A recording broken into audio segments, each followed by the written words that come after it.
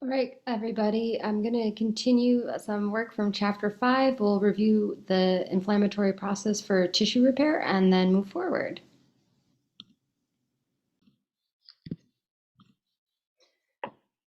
Okay, so I love this illustration for describing what is happening in the response for an injury, right? So we can see that in this one, the dermal layer is penetrated in the injury, right? So the epidermis is mostly that hard keratinized squamous cell tissue that is going to slough off. So when we have remember where the blood vessels are, right? We have to kind of get into this area. So here we can also see that there's a small blood vessel here, and it's going to become leaky. Remember, the chemical release triggers it to become leaky, and then it's going to these neutrophils are going to come out to start that repair process.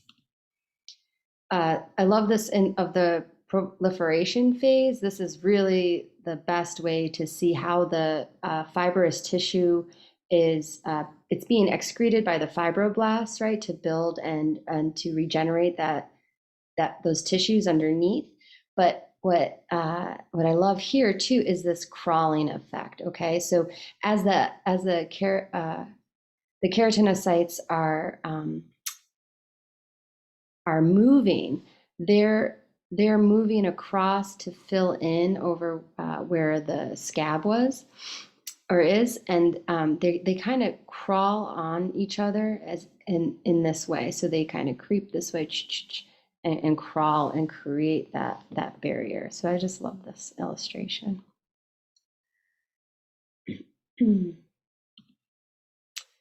Okay, this one is nice. This is a nice slide because it's got the three phases, inflammation, proliferation, and then the maturation stages, nicely laid out. Again, it's just something that you can look through slowly to go through the processes.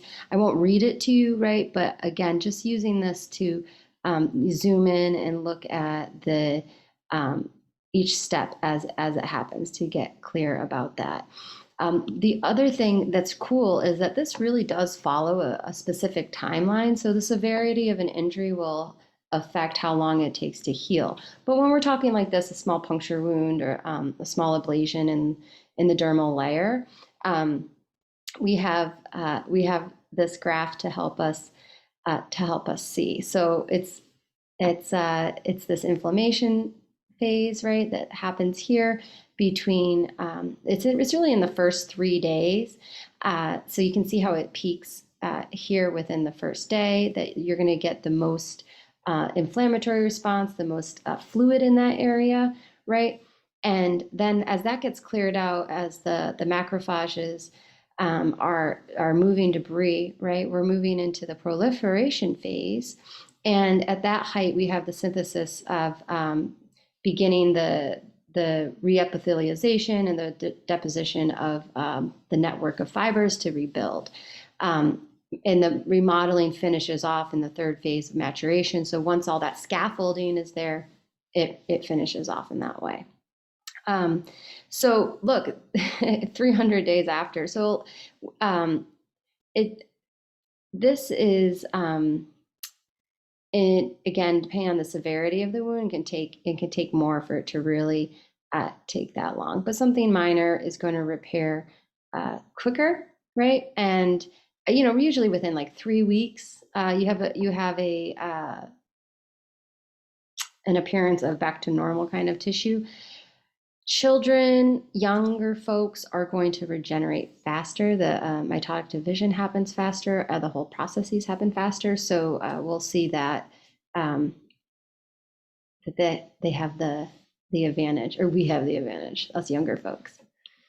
Okay. Again, keratin is that fibrous protein, and not only is it in the tissue of the epithelial cells there where we're talking about the skin, but we have it in the hair, nails, and it's in horns and hoofs, which most of us don't have, but for humans, hair and nails. What's the clinical application? Let's find out.